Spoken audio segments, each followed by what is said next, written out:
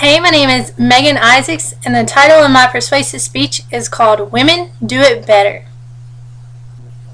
In order to be successful in women's college basketball, the team has to be able to work together. For a team to be effective, the team needs to have an outstanding leader. The coach of a team is usually established as the individual to fulfill this position. He or she has the authority over the team and decides what the team will do. The role of a coach is defined as a leader, teacher, role model, limit setter, psychologist, and counselor. And although male coaches have the ability to motivate, female coaches are more suited to coach women's sports because they can better relate to players, deal with team issues, understand each player, and properly discipline them. Numerous female coaches have led their teams to success by exhibiting these traits, which have kept them on top in the sports world. Male coaches do seem to rise above women coaches when it comes to motivation. This may be due to the fact that female players see male coaches as a father figure, therefore they want to please them more. Or, as Elizabeth Hartley Brewer, a parenting expert and author of Raising and Praising Girls, puts it, fathers become gods to their daughters in a way that mothers never become goddesses. A perfect example of how this holds true is seen through the success of Connecticut Huskies coach by Geno Army. Before Army, the Huskies had posted just one winning season in their entire history. Since they hired this coach, the Huskies have attained 5 national championships, as well as taken 9 trips to the Final Four. Wow. I believe his success is primarily due to his ability to effectively motivate his players. Watching Connecticut's games, it is obvious that the coach is very harsh and demanding of his team. This in turn challenges them to perform better on the floor. Although male coaches are better at motivating their players, female coaches are more suited to coach women's sports. Female coaches are more suited to coach women's sports because they can relate to their players off the court in a better way than male coaches. Off-the-court relationships are just as important as on-the-court relationships. Advice coaches give regarding players' troubles off the court will follow them for many years, as well as greatly affect their performance. My sister, Stephanie Isaacs, a former basketball player for the Cumberland's Lady Patriots, made this statement regarding her coach. I do not remember the plays or the drills my coach taught me, but I do recall the speeches and advice she gave my teammates and me about life. What I learned from those conversations will stick with me forever. One reason women coaches are better in giving advice about life is because they can relate to their female athletes in a way male coaches cannot. They know about mood swings, hormones, and dealing with relationships because they have already dealt with them themselves. As a result, female athletes feel more connected to women coaches because they are able to talk to them and openly express their feelings. This builds stronger player-coach relationships that transfer to the court. Female coaches are also more capable of dealing with team issues than male coaches.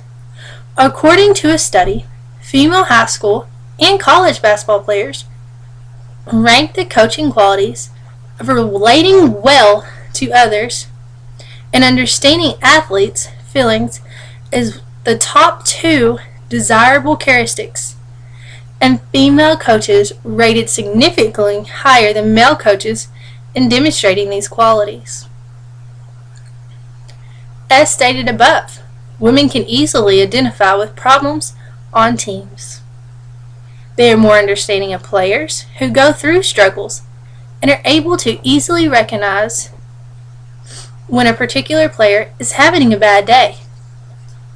Women coaches know how girls think, what they talk about, what makes them mad, and what challenges them. This gives women a major advantage in coaching situations and assist them in achieving respect from their athletes. On the other hand, male coaches would feel uncomfortable dealing with certain issues and would not know how to address team concerning specific problems, putting them at a great disadvantage as they attempt to motivate and challenge their athletes on the court. Female coaches also know how to properly discipline their players. I played for 2 male coaches and am currently playing for a female coach, Coach Ginger Cobbin. From my personal experience, female coaches are harder, more demanding, and less sympathetic when it comes to mistakes made by players. This authoritative style also carries over to conditioning, practice, and game situations. The male coaches I played for, however, were unable to properly discipline girls and to handle girls' emotions and behaviors as they responded to punishment. It was tough for them to see their players cry or run until exhaustion. My coaches struggled with establishing limits involved in pushing girls. Oftentimes, they did not push as hard enough, resulting in losing games. On the other hand, my female coach pushes my teammates and I till we are physically beat, understanding that we may suffer, but will gain much more from the experience. According to Are Men Better Coaches, many females prefer male coaches because women work you harder. Perhaps the greatest example of a dominant woman coach lies in Pat Head Summit, the head coach of the Tennessee Lady Volunteers. She perfectly embodies each of the characteristics that make a woman coach superior to a male coach for women's basketball. As the head coach of Tennessee, she has coached her team to 104 NCAA national championship games, a winning percentage of 84, and a career record of 983 to 102. On top of all this, she became the first woman to reach the 800 win plateau and is now number 1 for the Division I all-time win list. She also holds an NCAA tournament record for most wins and attained the first USA's women's basketball gold medal. Summit's program has produced 12 USA basketball Olympians and much, much more.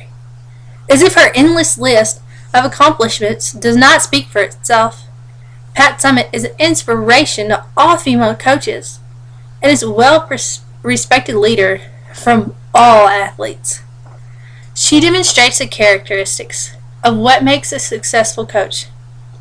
Not only is she a proven winner, champion, master motivator, and role model, but she is a friend and mentor to her players. Pat Head Summit is one of many female coaches whose example effectively demonstrates why women coaches are better suited to coach female athletes. Relying on statistics and personal experience, I believe women are more properly fitted to accept the challenge and develop players to their maximum potential. To put it simply, who to better challenge, motivate, and encourage women to perform her best than someone who has been there before? Therefore, I encourage you to write the Women's Basketball Association and emphasize the need to have a woman coach. Thanks.